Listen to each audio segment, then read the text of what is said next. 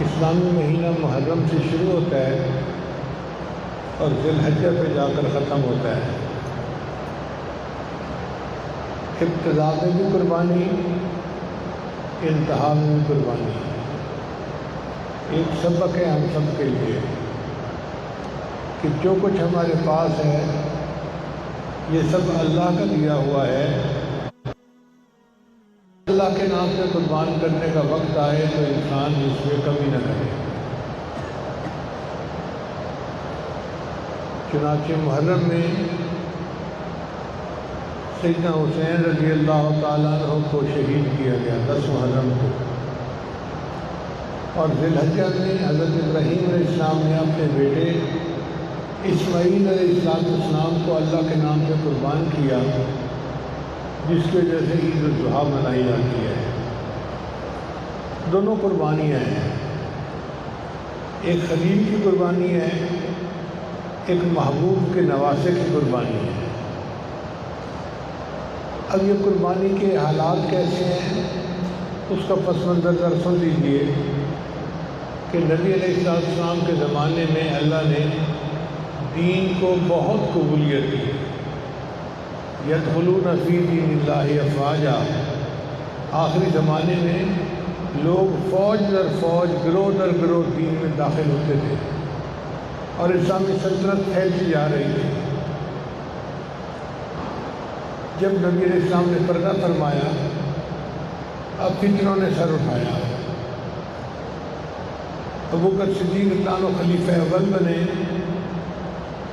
اور سب سے پہلا فتنہ جو پیش آیا وہ مانعین زکوٰۃ کا تھا کہ کچھ لوگ ایسے تھے جو کہنے لگے ہم زکوٰۃ بیت المال میں جمع نہیں کروائیں گے، اپنے علاقے میں خود تقسیم کر دیں گے۔ وہ زکوٰۃ کے منکر نہیں تھے مگر اجتماعی نظام کو توڑنا چاہتے تھے، اس سے دین کا ایک سیٹ اپ خراب ہوتا تھا۔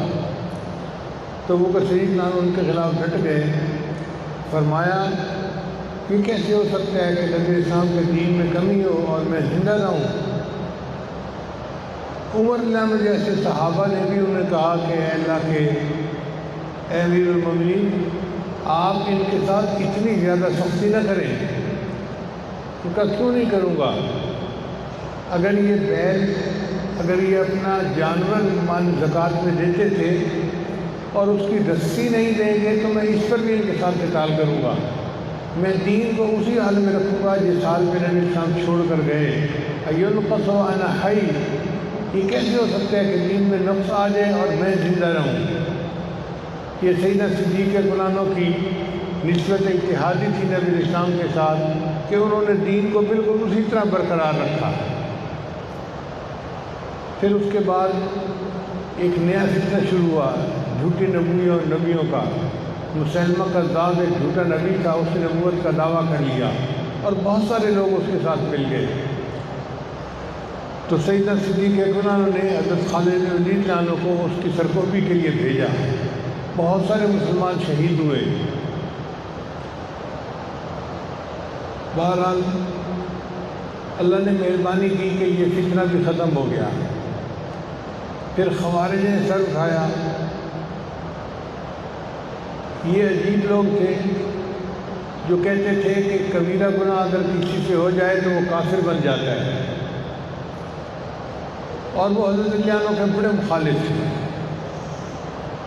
بہرحال یہ سلسلہ اسی طرح چلتا رہا۔ سیدنا عمر رضی اللہ عنہ کی خلافت آئی۔ عمر رضی اللہ عنہ کی خلافت میں اللہ نے اس دین کو خوب پھیلایا، چنانچہ کسریٰ بھی فتح ہوا، قیصر بھی فتح ہوا، اور اللہ کے دین کی جو سرحدیں تھیں وہ بہت بڑھتی چلی گئی۔ علامہ اقبال نے کہا تھمتا نہ تھا کسی سے سیل رواں ہمارا، جدھر جاتے تھے فتح قدم چومتی تھی۔ حضرت عمر عنہ کی خلافت کا زمانہ بہت پرسکون، پرامن اور بہت دین کی یعنی وسعت کا گزرا ہے۔ پھر اس کے بعد سیدنا عثمان غنی رضی اللہ عنہ خلیفہ بنے، یہ تیسرے خلیفہ راشد تھے۔ ان کے زمانے میں فتوحات اسی طرح جاری رہی، افریقہ فتح ہوا اور کہاں تک اسلامی سرحدیں پھیلتی چلی گئی۔ اللہ نے اسلام کو بڑی شان و شوکت عطا فرمائی۔ سیدنا عثمان غنی عنہ کے آخری سالوں میں کچھ فتنہ گر لوگوں نے ایک فتنہ برپا کر دیا اور سیدنا عثمان غنی عنہ پر اعتراضات کرنے شروع کر دیے۔ ایسے اعتراض جن کے پیچھے حقیقت نہیں تھی، بس غلط فہمیاں تھیں۔ بہرحال یہ فتنہ اتنا بڑھا کہ سیدنا عثمان غنی عنہ کو شہید کر دیا گیا۔ اس کے بعد حضرت علی عنہ خلیفہ بنے، مگر حضرت علی عنہ کا پورا دور خلافت جو تھا وہ جنگوں کی نظر رہا۔ ایک طرف حضرت علی عنہ تھے اور دوسری طرف سیدنا امیر معاویہ رضی اللہ عنہ تھے۔ سیدنا امیر معاویہ رضی اللہ عنہ کا موقف یہ تھا کہ پہلے قاتلین عثمان کو سزا دی جائے، پھر آپ خلیفہ بنے۔ حضرت علی عنہ فرماتے تھے کہ مجھے اپنے قدم جمانے دو، پھر میں ان سے حساب لے لوں گا بعد میں۔ تو بہرحال یہ اختلاف بڑھا۔ حدیث مبارکہ میں نبی الاسلام نے فئتین عظیمتین، دو بڑے گروہ ہوں گے جن کے درمیان جنگ ہوگی، اس کی آپ صلی اللہ علیہ وسلم نے پہلے سے بشارت عطا فرما دی تھی۔ تو دونوں طرف چونکہ صحابہ تھے تو نبی الاسلام نے ان کو فئتین عظیمتین کا لفظ فرمایا۔ یہ نبی الاسلام کے الفاظ ہیں۔ بہرحال سے ایک وقت آیا کہ حضرت علی عنہ بھی شہید کر دیے گئے۔ اس کے بعد سیدنا حسن رضی اللہ تعالیٰ عنہ نے اپنی خلافت کا حق جو تھا وہ حضرت امیر معاویہ رضی اللہ عنہ کو دے دیا۔ یہ ان کی قربانی بہت بڑی تھی، اور امن کے لیے اتنی قربانی دینا یہ ایک مثال ہے شریعت کے اندر۔ سیدنا امیر معاویہ رضی اللہ تعالیٰ نے 20 سال حکومت کی، بہت مدبر تھے، سمجھدار تھے، اور اللہ نے ان سے وسعت کا کام لیا۔ حضرت عمر رضی اللہ عنہ کے زمانے میں جو دین کو وسعت مل رہی تھی وہ سیدنا امیر معاویہ کے زمانے میں بھی اسی طرح جاری رہی۔ انہوں نے 20 سال حکومت کی۔ جب 10 سال گزرے تو ایک صحابی تھے حضرت مغیرہ بن شعبہ رضی اللہ تعالیٰ عنہ۔ یہ بڑے جلیل القدر صحابی ہیں جنہوں نے درخت کے نیچے بیعت رضوان کی تھی۔ لقد رضی اللہ عن المؤمنین اذ یبایعونک تحت الشجرہ، انہوں نے وہ شجرہ والی بیعت کی ہوئی تھی۔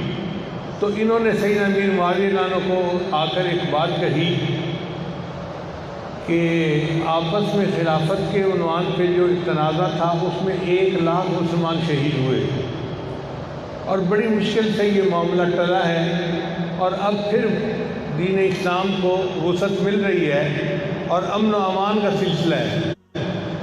میرا جی چاہتا ہے کہ آپ اپنی زندگی میں اپنا کوئی ولی عہد مقرر کر دیں تاکہ آپ کے بعد دوبارہ یہ فتنہ نہ کھڑا ہو جائے۔ اب مشورہ دینے والے نے اخلاص کے ساتھ مشورہ دیا تو سیدنا امیر معاویہ رضی اللہ عنہ نے دیکھا کہ کس کو نائب بنانا چاہیے۔ ان کو جتنے لوگ موجود تھے ان میں سب سے زیادہ بہتر اپنا بیٹا نظر آیا، یزید اس کا نام تھا۔ چنانچہ انہوں نے 10 سال کے بعد یزید کو اپنا ولی عہد متعین کر دیا، اور اس پر لوگوں نے ان سے بیعت کر لی۔ جتنے مسلمان تھے سب نے بیعت کی سوائے 5 حضرات کے۔ یہ 5 حضرات نمایاں حضرات تھے، عالم حضرات تھے، بڑے شان رکھنے والے حضرات تھے۔ ان میں سے ایک سیدنا حسین رضی اللہ تعالیٰ عنہ نبی علیہ السلام کے نواسے تھے اور جنت کے سردار تھے، جنت کے نوجوانوں کے سردار تھے، اور ان کی شان بڑی تھی، اور ان کو اللہ نے نبی علیہ السلام سے نسبت اتحادی عطا فرمائی تھی۔ ایک انہوں نے بیعت نہیں کی۔ ایک ابو بکر صدیق عنہ کے بیٹے عبد الرحمن بن ابی بکر، وہ بھی جو کہ صدیقی نسبت تھی، ان کو بھی اللہ تعالیٰ نے بڑا علم دیا تھا، انہوں نے بھی بیعت نہیں کی۔ اور تیسرا عبداللہ ابن عباس رضی اللہ تعالیٰ عنہ، یہ امام المفسرین بھی تھے اور نبی علیہ السلام کے بہت قریبی رشتہ دار تھے، انہوں نے بھی بیعت نہیں کی۔ ایک عبداللہ ابن عمر رضی اللہ تعالیٰ عنہ، یہ امام المحدثین تھے، حضرت عمر رضی اللہ عنہ کے بیٹے تھے، اور ان کی علم کی نسبت بہت اونچی تھی، بہت بلند تھی، یہ بڑے علماء صحابہ میں سے سمجھے جاتے تھے۔ اور پانچویں تھے عبداللہ ابن زبیر رضی اللہ تعالیٰ عنہ، یہ سیدنا صدیق رضی اللہ عنہ کے نواسے تھے، زبیر رضی اللہ عنہ کے بیٹے تھے۔ اللہ نے علم میں ان کو بھی اونچا مقام عطا فرمایا تھا، تو ان 5 حضرات نے بیعت نہیں کی۔ اب اللہ کی شان دیکھیے کہ وقت کے ساتھ عبد الرحمن بن ابی بکر فوت ہو گئے، تو باقی 4 حضرات رہ گئے، ایک سیدنا حسین عنہ، دوسرا سیدنا عبداللہ ابن زبیر عنہ، تیسرا عبداللہ ابن عمر اور عبداللہ ابن عباس عنہ۔ ان 4 میں سے 2 حضرات نے یہ فیصلہ کیا کہ ہمیں بیعت کر کے اجتماعیت کو مضبوط کر دینا چاہیے، چنانچہ عبداللہ ابن عمر عنہ نے اور عبداللہ ابن عباس عنہ نے اس کے ہاتھ پر بیعت کر دی۔ اب باقی 2 حضرات بچ گئے، ایک سیدنا حسین رضی اللہ تعالیٰ عنہ اور دوسرا عبداللہ ابن زبیر عنہ۔ عبداللہ ابن زبیر عنہ کے چاہنے والے مکہ مکرمہ میں بہت زیادہ تھے، اور سیدنا حسین عنہ کے چاہنے والے تو پوری دنیا میں تھے، لیکن مدینہ میں بہت ہی زیادہ تھے۔ اب عبداللہ ابن زبیر عنہ نے تو اپنے لیے عافیت اس میں ڈھونڈی کہ میں مکہ ہی میں رہوں گا، مکہ سے باہر نہیں نکلوں گا، تاکہ جو حاکم ہے وہ میرے خلاف کوئی قدم نہ اٹھا سکے۔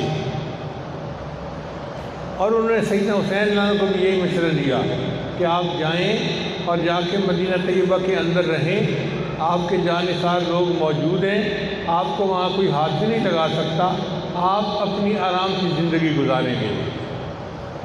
مگر سیدنا حسین عنہ کا معاملہ اور تھا، ان کو کوفہ کے تقریباً 10-12 ہزار لوگوں کے خطوط ملے، جس میں لوگوں نے کہا کہ جی آپ کوفہ آئیں، ہم آپ کے ہاتھ پر بیعت کرنے کے لیے تیار ہیں۔ اب سیدنا حسین عنہ کے سامنے اتنے ہزاروں لوگوں کے خط تھے جس کہ مجھے ان لوگوں سے بیعت لے لینی چاہیے۔ اس کے لیے انہوں نے مسلم بن عقیل رضی اللہ عنہ کو بھیجا کہ آپ کوفہ جائیں اور جا کے وہاں کے حالات معلوم کریں۔ چنانچہ مسلم بن عقیل جب کوفہ آئے تو کوفہ والوں نے ان کا بڑا استقبال کیا، انہوں نے جوش و خروش دیکھا، کوفہ والوں کے حالات کو دیکھا، تو انہوں نے سیدنا حسین عنہ کو خط لکھا کہ جی آپ تشریف لائیے، لوگ آپ کے ہاتھ پر بیعت کرنے کے لیے تڑپ رہے ہیں، اور اس وقت بہت ضروری ہے آپ کا آنا۔ جب حاکم وقت کو پتہ چلا کہ کوفہ کے لوگ تو سیدنا حسین عنہ سے بیعت کرنا چاہتے ہیں، تو اس نے کوفہ کے حاکم کو بدل دیا، ابن زیاد کو کوفہ کا گورنر بنا دیا۔ اب یہ ابن زیاد بڑا سخت طبیعت کا آدمی تھا، اس نے آ کر تقریریں کی اور لوگوں کو ڈرایا دھمکایا کہ تم اگر حاکم وقت کی بات نہیں مانو گے، تمہارے ساتھ سختی کریں گے، یہ کریں گے، یہ کریں گے، اور لوگ سہم گئے۔ چنانچہ لوگوں نے اپنی رائے بدل لی۔ اب جب لوگوں کی رائے بدلتی نظر آئی تو جو نمائندے بھیجے تھے مسلم بن عقیل رضی اللہ عنہ، انہوں نے چاہا کہ میں خط لکھ کر سیدنا حسین عنہ کو حالات کا اطلاع دے دیتا ہوں، مگر انہوں نے جس گھر میں پناہ لی وہاں ان کو شہید کر دیا گیا، اور وہ دوسرا خط نہیں لکھ سکے بتانے کے لیے کہ اب حالات وہ نہیں رہے جو پہلے تھے۔ ادھر سیدنا حسین عنہ نے ارادہ کر لیا کہ میں کوفہ چلتا ہوں۔ بعض صحابہ نے ان کو منع بھی کیا کہ آپ اگر جانا چاہ رہے ہیں تو اپنے ساتھ لشکر لے کر جائیں۔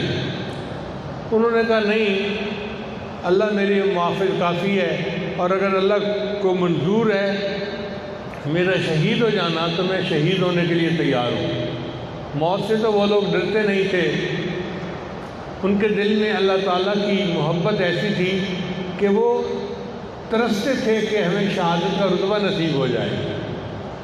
چنانچہ وہ اپنے کنبے کو لے کر، خاندان کی عورتوں مردوں کو لے کر وہاں سے نکلے۔ جب کوفہ کے قریب پہنچے تو ابن زیاد نے ایک شخص تھا، اس کا نام تھا شمر، وہ بہت ہی شقی القلب بندہ تھا، اس کو بھیجا اور اس کو کہا کہ جا کے تم ان سے بیعت لو اور اس قصے کو ختم کرو تاکہ یہ معاملہ ختم ہو جائے۔ جب باقی سارے لوگ مجھ سے بیعت کر چکے ہیں تو پھر صرف یہ 100 بندے ہیں گھر کے، تو اس گھرانے کو بھی بیعت پہ آمادہ کر لیا جائے۔ چنانچہ وہ ہزاروں کا لشکر لے کر آیا اور ایک گھرانے کے تقریباً 100 کے قریب بندے ایک جگہ پر خیمہ لگائے ہوئے تھے، خیمے کا گھیرا کر لیا اور اس کے بعد انہوں نے ان کے کھانا پینا سامان جو پانی تھا وہ بھی بند کر دیا۔ یہ محاصرہ کئی دن جاری رہا۔ سیدنا حسین جناب نے 3 شرطیں پیش کی۔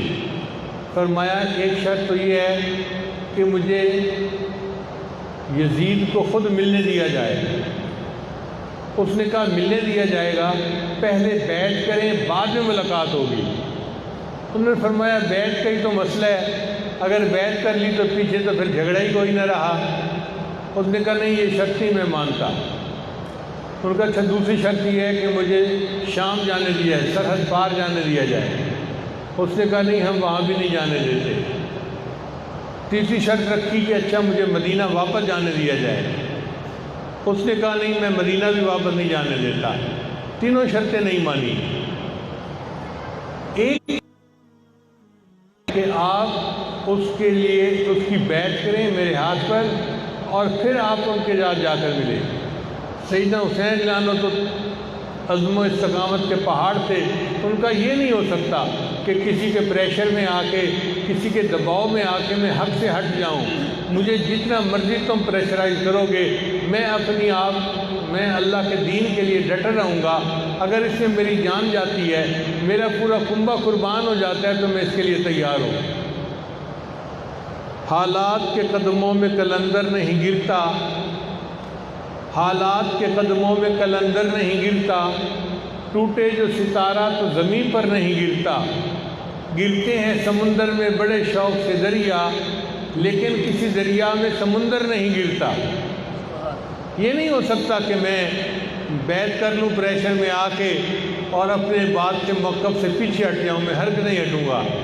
چنانچہ اس پر وہ جو مخالفین تھے انہوں نے تلواریں لے لی اور آپس میں ایک دوسرے کے ساتھ مقابلہ شروع ہو گیا۔ اب یہ مقابلہ چند گھنٹوں کی بات تھی۔ چند گھنٹوں کے اندر سیدنا حسین لانو کے جتنے بھی ساتھی تھے سب کے سب شہید ہو گئے۔ مخالفین کے لشکر میں ایک صاحب تھے، ان کا نام تھا حر۔ ان کے بارے میں کتابوں میں لکھا ہے کہ وہ آ کر سیدنا حسین لانو کے ساتھ مل گئے اور انہوں نے بھی سیدنا حسین لانو کے ساتھ مل کر شہادت کا جام نوش کیا۔ پھر ایک وقت آیا کہ جب سارے مرد شہید ہو گئے، عورتیں خیمے میں تھیں اور خیموں میں ایک حضرت حسین لانو کے بیٹے تھے زین العابدین رحمۃ اللہ علیہ، بڑے عالم تھے مگر ان کو بخار تھا، بیمار تھا، تو وہ بھی خیمے کے اندر ہی تھے۔ باقی سارے مرد شہید ہو گئے۔ ایک وقت آیا کہ سیدنا حسین لانو اکیلے رہ گئے، تو سیدنا حسین لانو نے خود مقابلہ کیا۔ اب آپ اندازہ لگائیے کہ چاروں طرف سے مخالفین نے گھیرا کیا ہوا ہے اور ہزاروں کی تعداد میں ہیں اور یہ اکیلے ہیں اور ان کے ساتھ نمرد آزماں ہیں اور ان کو موت سے کوئی ڈر نہیں ہے، بلکہ یہ اللہ کے دین کے لیے اپنی جان کا نذرانہ اپنے اللہ کو پیش کر رہے ہیں۔ اتنے میں عصر کی نماز کا وقت آ گیا تو سیدنا حسین نے عصر کی نماز قضا نہیں کی بلکہ عصر کی نماز پڑھنی شروع کر دی۔ وہ جانتے تھے کہ نماز کتنی اہم ہے کہ عین حالت جنگ میں بھی اس کو قضا نہیں کر سکتے، اس کو پڑھنا ضروری ہے۔ وہ سجدے کی اہمیت کو جانتے تھے، چنانچہ وہی ہوا کہ جب وہ سجدے میں گئے تو مخالفین نے ان کو شہید کر دیا اور انہوں نے جام شہادت نوش کر لیا۔ تقریباً 72 لوگ تھے جنہوں نے اپنی جانوں کا نذرانہ پیش کیا اور یہ قربانی بہت بڑی قربانی تھی۔ ابراہیم خلیل اللہ نے تو ایک بیٹے کی قربانی پیش کی تھی اور نبی علیہ السلام کے نواسے نے پورے کنبے کی قربانی پیش کی۔ قربانی وہ بھی تھی، قربانی یہ بھی تھی وہ قربانی بھی توحید کی یاد دلاتی ہے، اور سیدنا حسین کی قربانی بھی توحید کی یاد دلاتی ہے۔ چنانچہ سیدنا حسین کی یہ قربانی تاریخ کا ایک حصہ بن گئی۔ شاعر نے کہا، کتنی خدمت کر گیا وہ جیتے جی اسلام کی، لاج رکھ لی اس نے اپنے نانا جی کے نام کی، دے گیا باطل کی وہ ساری فوجوں کو شکست، کھول کر رکھ دی اسلام کی، اس نے جو کرنا تھا وہ کر ہی گیا دین کے لیے، اس کو پرواہ ہی نہ تھی جیسے کبھی عالم کی، روند ڈالی غیر کی ساری بھیانک ساز، روشنی پھیلا گیا وہ آخری پیغام کی، کربلا میں وہ کھڑا تھا استقامت کا پہاڑ، دھمکیاں ملتی رہیں گرچہ برے انجام کی۔ بہت کوشش کی گئی کہ وہ دباؤ میں آ جائیں، مگر سیدنا حسین رضی اللہ تعالیٰ عنہ تو استقامت کے پہاڑ تھے۔ انہوں نے ثابت کر دیا کہ ہرگز نہیں، جب مومن دین کے لیے قدم اٹھا لیتا ہے تو پھر اپنی جان کا نذرانہ بھی اپنے اللہ کو پیش کر دیتا ہے۔ ہری ہے شاخ تمنا ابھی جلی تو نہیں، دبی ہے آگ جگر کی مگر بجھی تو نہیں، جفا کی تیغ سے گردن وفا شعاروں کی، کٹی ہے برسر میدان مگر جھکی تو نہیں۔ مومن کی گردن کٹ سکتی ہے مگر باطل کے سامنے جھک نہیں سکتی۔ چنانچہ یہ درس تھا جو سیدنا حسین نے اپنی شہادت کے ذریعے اس امت کو دیا۔ حدیث مبارکہ میں آتا ہے کہ شہید کے خون کا پہلا قطرہ جب زمین پر گرتا ہے اللہ تعالیٰ اس کے سارے گناہوں کو معاف فرما دیتے ہیں۔ پھر حدیث مبارکہ میں آتا ہے کہ اللہ تعالیٰ جنتیوں سے جنت میں پوچھیں گے کہ کیا تمہیں کسی اور چیز کی ضرورت ہے؟ تمہیں کوئی چیز جو مزہ دیتی ہو اور نہ تمہارے پاس موجود ہو تو وہ چیز مجھے بتاؤ۔ تو جنتی کہیں گے نہیں یا اللہ، آپ نے جو دیا ہمیں ہر نعمت یہاں موجود ہے، بس ہمیں اور کسی چیز کی ضرورت نہیں ہے۔ مگر شہید اس میں کھڑا ہوگا اور شہید کہے گا کہ یا اللہ، نعمتیں تو ساری یہاں موجود ہیں، لیکن ایک نعمت وہ تھی کہ دنیا میں جب میں نے آپ کے نام پہ اپنی جان قربان کی تھی، جو لطف اور مزہ مجھے اس میں آیا تھا وہ مجھے جنت میں بھی نہیں آ رہا۔ تو میرا دل یہ چاہتا ہے اوہ یا ثم اقتل، مجھے آپ پھر زندہ کر دیں، پھر میں شہید کیا جاؤں، پھر زندہ کر دیں، پھر میں شہید کیا جاؤں۔ تو شہید کو اللہ تعالیٰ ایسی لذت عطا فرماتے ہیں کہ وہ جنت میں بھی تمنا کرے گا کہ مجھے زندہ کیا جاتا اور مجھے دوبارہ شہید کیا جاتا۔ چنانچہ حدیث مبارکہ میں آتا ہے قیامت کے دن اللہ تعالیٰ شہیدوں کو حکم دیں گے کہ شہید میرے عرش کے قریب آ جائیں۔ اگر کسی شہید کے راستے میں حضرت ابراہیم خلیل اللہ بھی کھڑے ہوں گے تو ابراہیم خلیل اللہ راستہ چھوڑیں گے تاکہ وہ شہید اللہ کے عرش کے قریب ہو جائے، اللہ کے عرش کے قریب ہو جائے۔ اللہ تعالیٰ شہید کو اتنا مقام عطا فرمائیں گے۔ اور امام قرطبی رحمۃ اللہ علیہ فرماتے ہیں کہ ہر بندے کی جب موت کا وقت آتا ہے تو ملک الموت اس کی روح کو قبض کرتے ہیں، لیکن جب شہید کی موت کا وقت آتا ہے تو اللہ تعالیٰ فرماتے ہیں ملک الموت کو، ملک الموت یہ میرا عاشق ہے، یہ میرے نام پہ قربان ہو رہا ہے، تو پیچھے ہٹ، اس کی روح کو میں قبض کروں گا۔ چنانچہ شہید کی روح کو اللہ رب العزت خود قبض فرماتے ہیں۔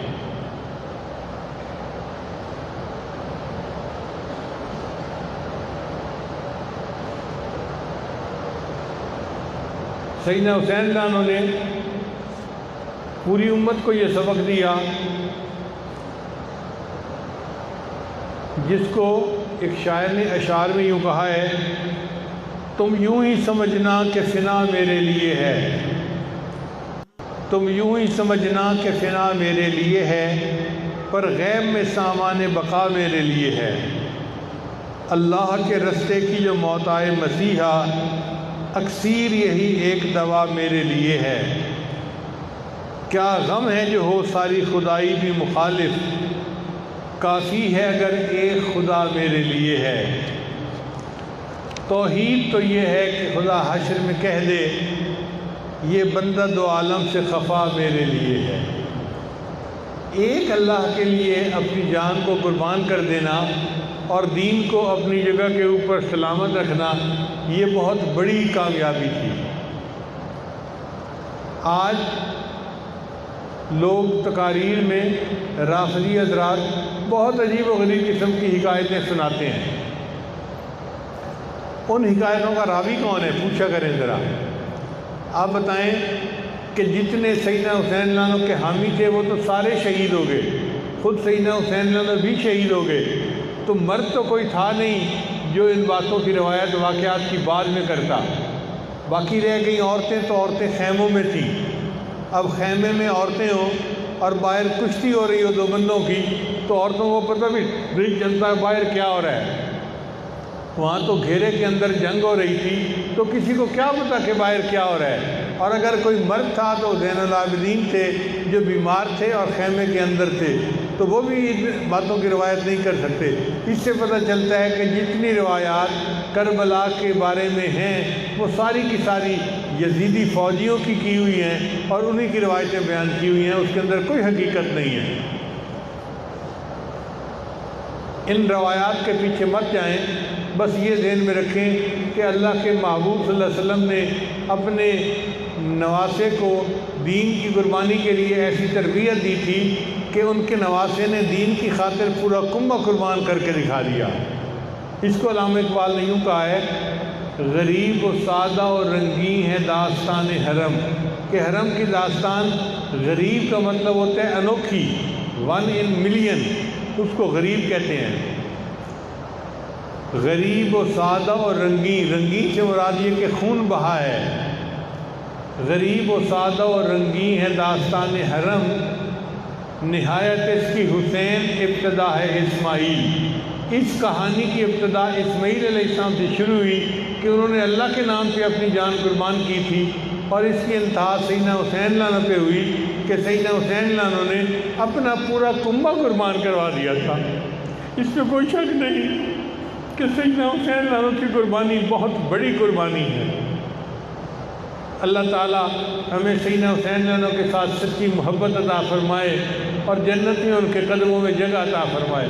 نبی علیہ السلام نے فرمایا الحسین منی وانا من الحسین، یہ نبی علیہ السلام کے ساتھ سچی نسبت اتحادی ہونے کی دلیل ہے ان کے پاس۔ آج چونکہ 8 محرم کا دن ہے، اس لیے واقعہ کربلا کے بارے میں نے چند باتیں تاریخی آپ کی خدمت میں پیش کر دیں۔